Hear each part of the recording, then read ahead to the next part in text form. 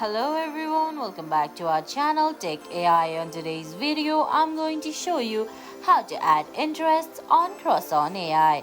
It's very quick and easy, so let's get started. First of all, open the CrushOn AI app on your phone. If you don't have the app yet, you can get it from Google Play Store or the Apple App Store. Once you do that, go ahead, launch the app, then sign in.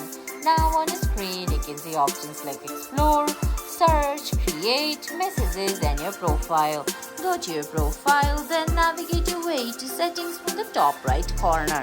Under Settings, you can see options like Language, Translate, Account Settings, Manage Account, etc. Go to Account Settings. Under Account Settings, you're gonna see options like Nickname, Gender, Birthday, Bio, Social Media, and finally Interest. Tap on Interest.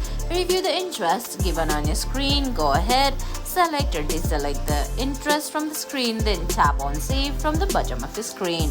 And guys, that's it. That's how you add interest in CrushOn AI. I hope you found this video helpful. If you did, please give it a thumbs up, leave a comment, subscribe to our channel, and hit that bell icon. See you in the next video.